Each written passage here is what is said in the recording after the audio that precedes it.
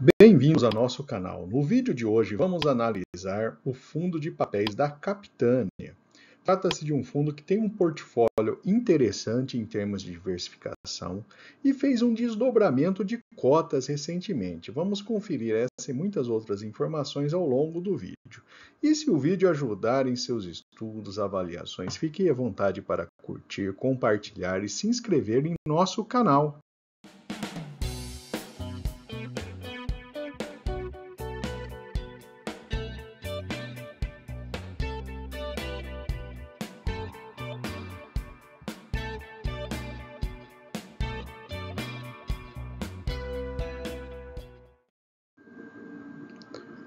Vamos começar então pelo portfólio do Capitânia. Ele possui 67% das suas posições em CRIs indexados ao IPCA, numa taxa média de IPCA mais 6,6. Temos quase 28% da sua carteira em fundos imobiliários, portanto, ele tem um certo grau de diversificação de ativos. Falando então dos CRIs, a gente tem uma participação mais relevante na área de logística industrial, com 29% do total.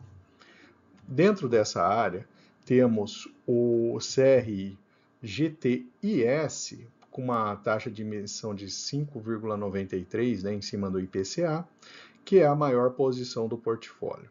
Ele é um CRI vinculado a 4 galpões logísticos AAA.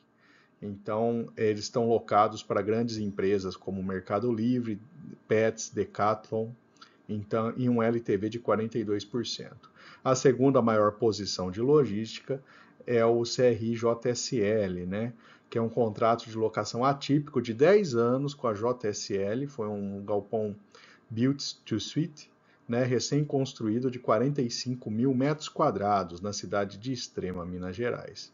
E a terceira maior posição, o devedor é o Léo Madeiras, e também está lastreado em recebíveis de um contrato de locação atípico de um galpão AAA em Barueri, alocado para essa empresa.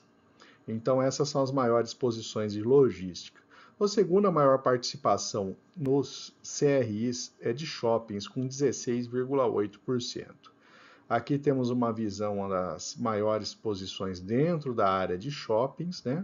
Chamando a atenção para o CR GSFI, que ela está lastreada nos shoppings Parque Shopping Barueri, Parque Shopping Sulacap, Outlet Premium São Paulo, Salvador, Bahia e Rio, Shopping Bom Sucesso e Unimart Shopping Campinas, todos administrados por este fundo imobiliário. Temos também o Gazit Malls, é uma operação também nos recebíveis do portfólio desse fundo, né? A gente conta aí com shoppings como Prado Boulevard, Morumbi Town e Shopping Light. Então, essas são as maiores posições na área de shopping. Na sequência, temos 13% dos CRIs no varejo. E aqui temos as maiores posições do varejo, destaque, né, para o TRX Real Estate Açaí, né? Que é a compra de 2 lojas locadas ao Açaí pelo TRX Real Estate, o TRXF11, né? Elas são na cidade de Ipatinga, Minas Gerais, e Cidade Alta, Rio de Janeiro. Temos também o HBR Convém Habitasec, né, que é uma garantia por 11 imóveis Convém de varejo urbano, e o HBR Concept Town, detido pela HBR Hilt. Então, é um grupo gestor imobiliário, inclusive listado na B3 com o HBRE3. Depois da parte de varejo, a gente tem também comercial, com 5% do total. Aqui temos as maiores posições da área comercial, que destaque, né, o Pátio Manzoni, uma aquisição de 6 lajes do edifício Pátio Victor Manzoni, né, um ativo AAA numa das principais regiões da cidade de São Paulo. Esse imóvel foi comprado pelo fundo BLCA11, tá? Então temos aí a visão também desse imóvel que faz parte do fundo. Então essas são as maiores posições ali de CRIs. Em termos de fundos imobiliários, temos o HBRH11, né, que representa 2,4% do portfólio dos Capitânia, o COPP11, o TRXF o GTLG11, são as maiores posições. Então essas são as listas aqui das maiores posições de fundos imobiliários também. Mas percebemos aí que temos uma boa dispersão entre devedores e também fundos imobiliários, o que garante aí um certo nível de segurança para o fundo. Nessa visão geral, a gente observa 27,7% em fundos imobiliários, 29% em logístico, 17% em shopping, 13% em varejo, 5,3% em comercial e os demais seguindo ali. Em termos de devedores, a gente tem 6% no General Shopping, 4,6% no Grupo Mateus, HBR 4,4%, GTIS Brasil Logística 4,3%. Então, a gente observa também que tem uma boa dispersão em termos de devedores. Vamos olhar agora a demonstração de resultados do fundo. A gente observa ali que no último mês registrado, julho de 23, a gente teve receitas na casa de 38 milhões de reais, uma receita bastante significativa, sendo que 24 delas vieram de juros e atualização monetária dos CRIs. As despesas na casa de 9,5 milhões, levando aí um resultado na casa de 90 centavos por cota. E a distribuição de 89 centavos. Lembrando que estamos falando da cota cheia antes do desdobramento. A gente vai falar um pouco mais de desdobramento depois. Nessa quebra de resultado, a gente teve aí altos e baixos no rendimento de CRIs, que é esse azul claro, e a gente tem aí nos últimos meses um resultado bastante interessante, aí num nível de estabilidade bom.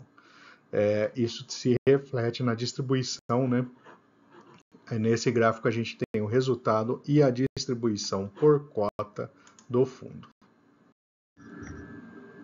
No gráfico de rentabilidade, a gente observa aí que desde o início o CPTS teve um retorno de 185%, um valor bastante acima dos 128% do IFIX. A gente tem aí essa comparação ao longo dos anos, principalmente aí 2021, 2021 e 22, o fundo veio pagando bem acima do CDI, essa é uma comparação direta do rendimento do Capitânia versus o CDI. E aí a gente tem também uma série, foram 12 emissões do fundo, as emissões, inclusive as emissões mais recentes ali, um pouco mais baratas, na casa de R$ 92 por cota. O fundo é um fundo de alto volume de negociação, tem uma média diária bastante elevada, inclusive em julho fechou com 6,2 milhões de reais. E esse volume, a gente percebe ali, a variação, bastante interessante ali, e o número de cotistas bastante alto, principalmente aí depois de 2019, a gente percebe como aumentou bastante o número de cotistas do fundo. E vamos falar também do fato relevante recente divulgado pelo CPTS, em que ele fez um desdobramento de cotas na razão de 1 para 10. Ou seja, antigamente você tinha 100 cotas do Capitânia, passou a deter agora 1.000 cotas.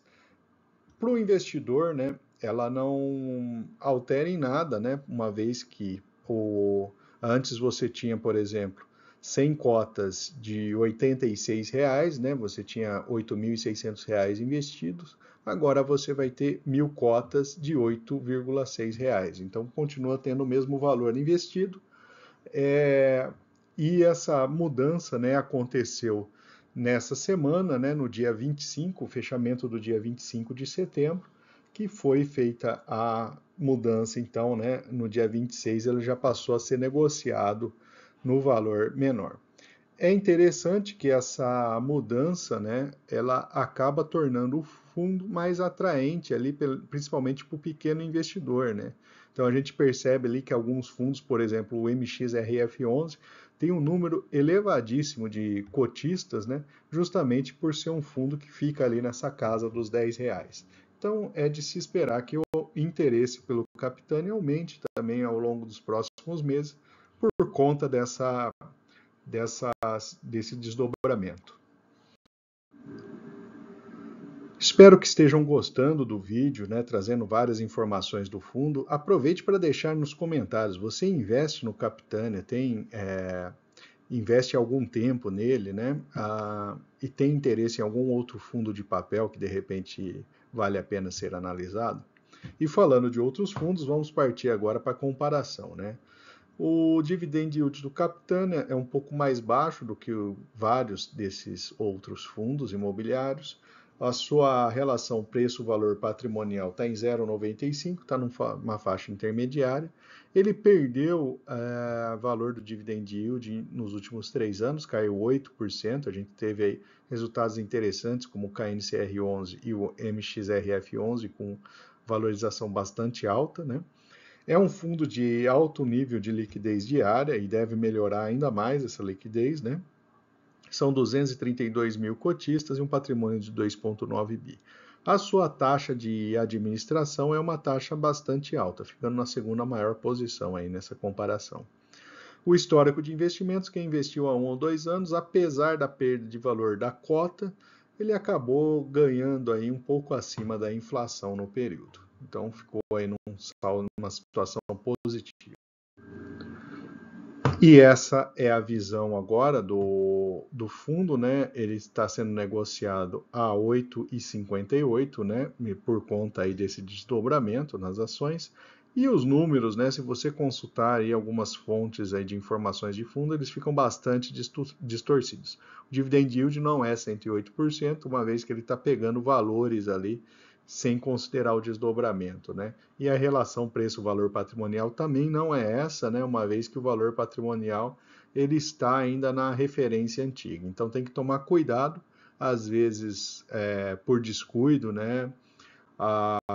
Você bate o olho e acaba vendo esse fundo ali numa situação que parecia quase improvável, né?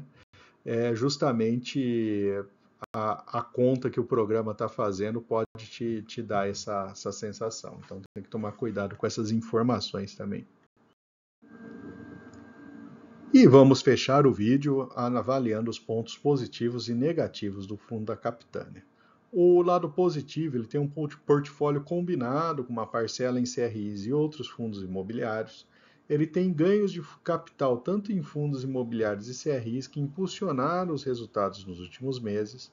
O resultado histórico foi acima do IFIX, ele tem um bom nível de liquidez e o desdobramento de cotas tem um potencial para aumentar ainda mais essa liquidez e o interesse no fundo. Do lado negativo, o ganho de capital pode não ser recorrente, né, nos resultados futuros, a queda do dividend yield nos últimos 3 anos e o dividend yield, se compararmos com outros fundos de papel, está num patamar aí de médio para baixo, né? E a taxa de administração em patamar mais elevados do Capitânia também depõe contra ele.